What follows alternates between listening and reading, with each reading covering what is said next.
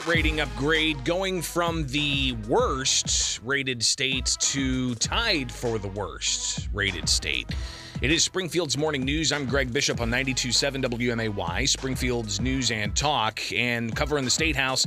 I see these updates, and I've been tracking this for a while, and Illinois getting a 7th credit rating upgrade in just 2 years, and Democrats at the State House heralding this. But talked with an independent source on this, Truth in Accounting, who has for years put out annual reports on the fiscal health of states, and they've had Illinois rated F for a grade of F, and they look at it through a taxpayer's perspective, not from a bondholder's perspective, which is what the credit rating agencies ultimately do, is they give credit ratings for the state's debt. And Illinois having a huge amount of unfunded public pension liability to the tune of $140 billion. If you look at one number, other ratings agencies have tagged that at several $100 billion of unfunded liability. Then when you work in the post-employment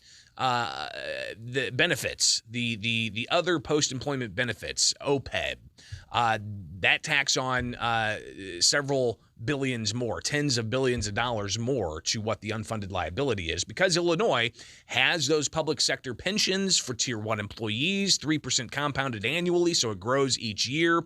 And then you have essentially fully subsidized health insurance for those Tier 1 employees. So pensions obviously a major concern moving forward here, but let's take a look at just some of what S&P Global Ratings had to say about their credit upgrade for Illinois, and some of the statements that were made here on this story.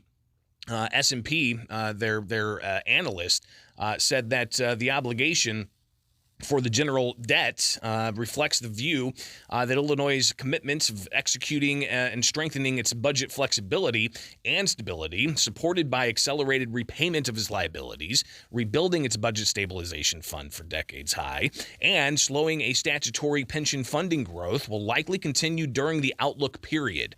So that's some of what the S&P ratings agency had to say about them increasing Illinois' credit rating from triple B to A minus. So triple B plus was the worst in the country. Now it's up to A minus, which is now tied for the worst in the country.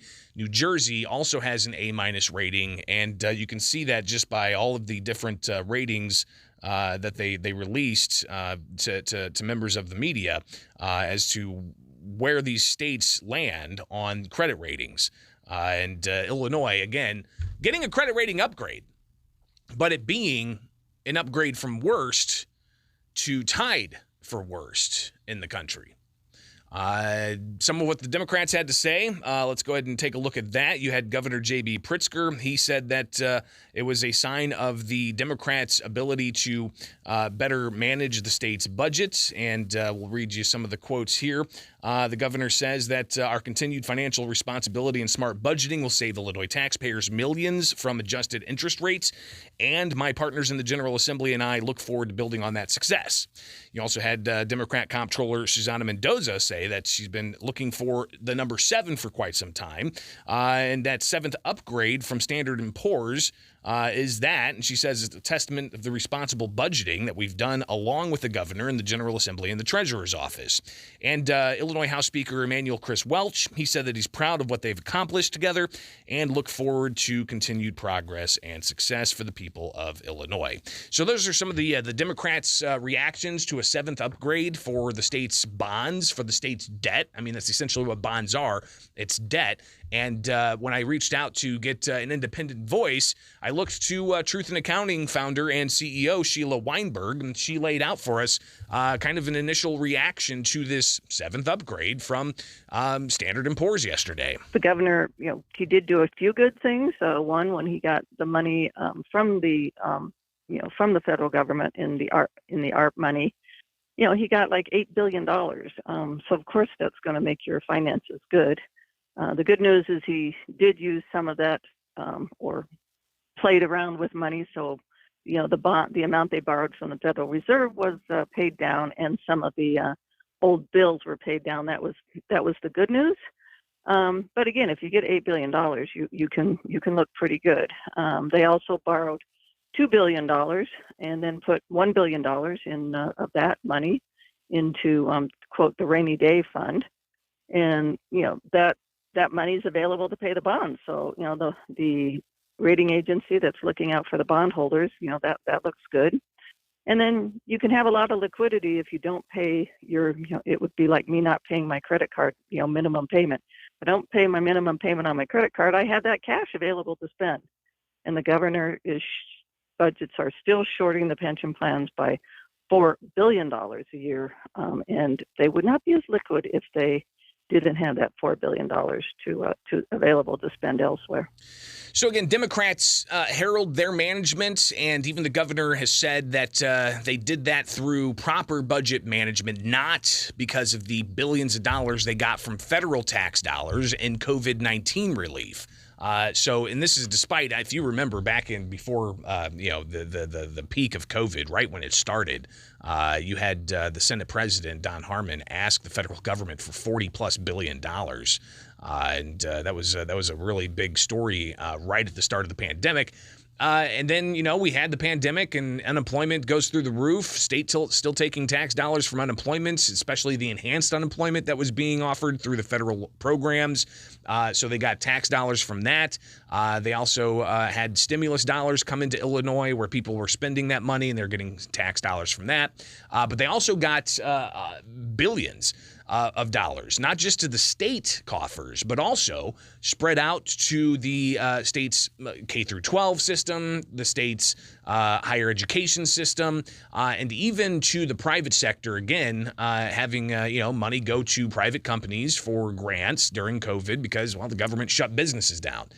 So you had all of this money. I think in total it was like $160 billion across all spectrums: private, public, local districts, colleges, municipalities, counties, and so on.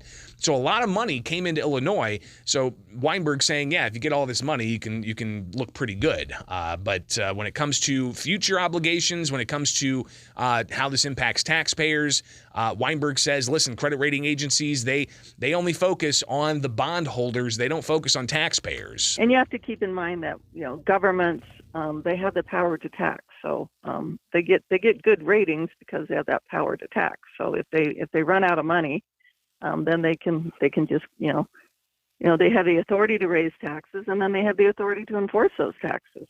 So again, the credit ratings are looking out for the bondholders. And if they start running short to pay off the bonds, then they will they'll go to the taxpayers to pay those off. So the bondholders will get paid, but the taxpayers are still on the hook.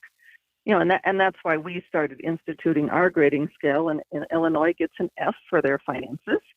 And so, while they get a A- from the credit ratings, but we're grading it based upon what, each taxpayer's share of the debt is more than $49,000. And that's why we're giving them an F. But the credit rating, again, is looking out for the bondholders, and those bonds will most likely get paid. So they get a decent credit rating.